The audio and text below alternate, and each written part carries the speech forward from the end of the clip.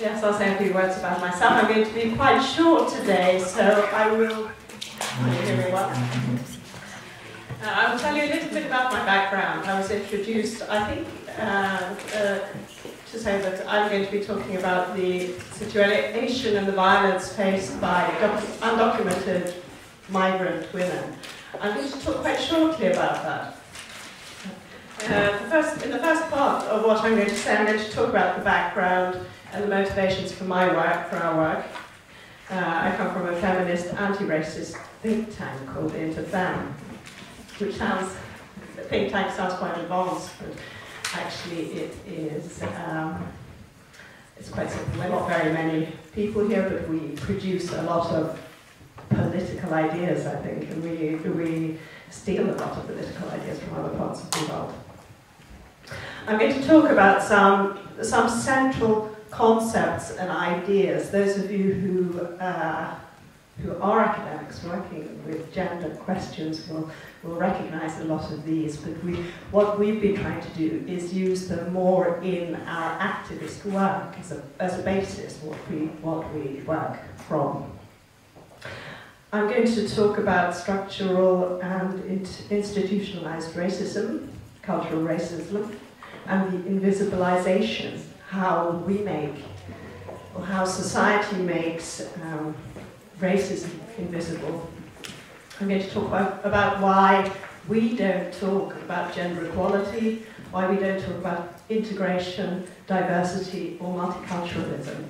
And I'm going to talk about, I hope I'm going to talk a bit about separatist organizing, and the idea that the only anti-racists can be, it's a new idea for me, and I'm going to discuss it, and I'm not completely sure, but it is what I believe myself, that only people subject to racism can be anti-racists, and the others can call themselves contra-racists. They can be a part of the solidarity, but it's a different type of work and a different type of campaign. In the second part of this, I'm going to talk about how these mechanisms of structural, institutional, cultural racism make it possible for us to exclude undocumented migrant women from all the rights of other women in society. Why we think, I don't think so, but why society finds this okay, why one can ignore and make these women invisible and non-human, in effect. If you're expecting sob stories about the plights of individual women, I'm afraid you're going to be disappointed. I don't have any of this.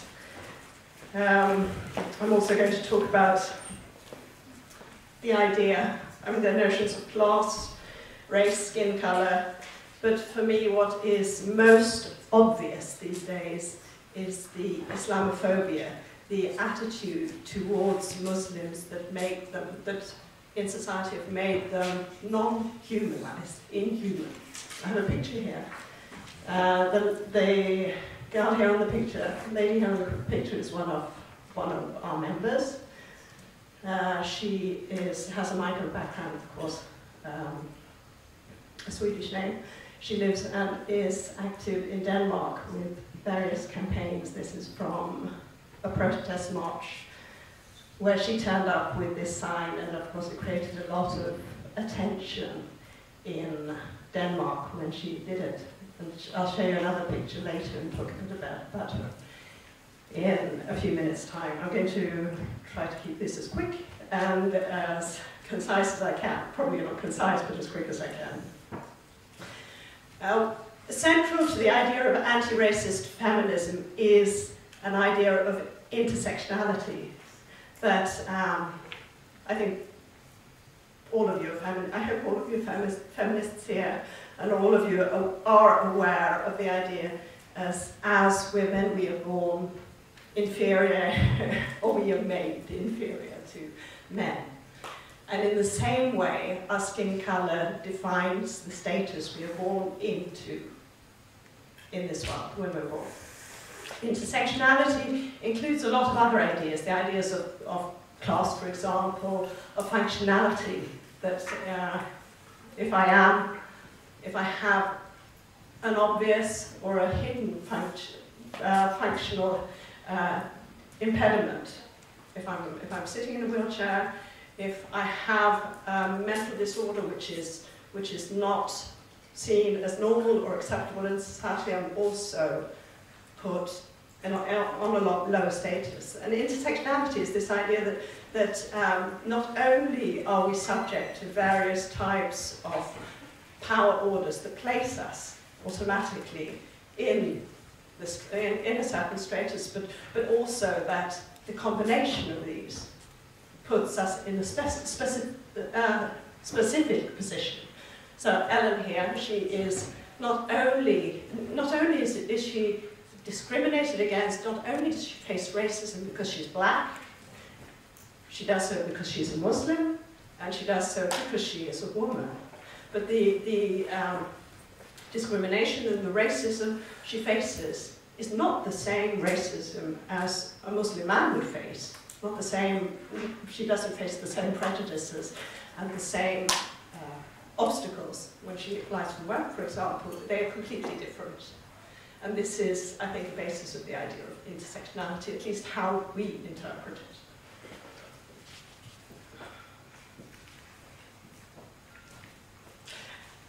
And to talk about the idea of multiculturalism or diversity, gender equality, we say that there is no celebration of difference. I mean, difference is not necessarily good for an organization. It's not necessarily good for individuals. And often it's the opposite, that a white person, Anna Maria as a white person, has no gain by organizing with a non-white person, with a black person. There is no gain necessarily for you, but it doesn't matter, it's irrelevant, the gain or not, it is an obligation. It's an obligation to see this, an obligation to see the racism, an obligation to see the privileges you were born with as a white person, an obligation to see also, on my part, on the non-white parts, an obligation to try to understand that a lot of the obstacles we face in life are because we are not white, because of an inheritance, a colonial inheritance, which I'm going to go in a little bit, has created. Whether it's created or whether it would have existed anyway, we'll see. I don't know. Maite was talking about this experiment with the blue-eyed and the brown-eyed children. It's a deep mechanism that has a very powerful and very immediate effect, as you were saying, frightening. And it's something we have to learn to live with, but we have to learn to see it first.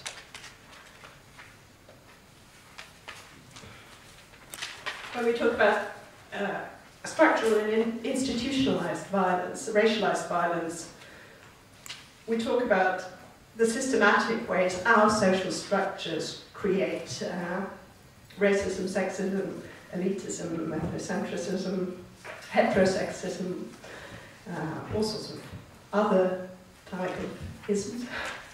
And structural and direct violence are very related. The structural violence often creates an excuse for direct violence. And I think a lot of you are interested in the issue of violence against women, and you can see that in society traditionally and still now, violence, a man's violence towards a woman is accepted in a way a man's violence towards a man is not accepted.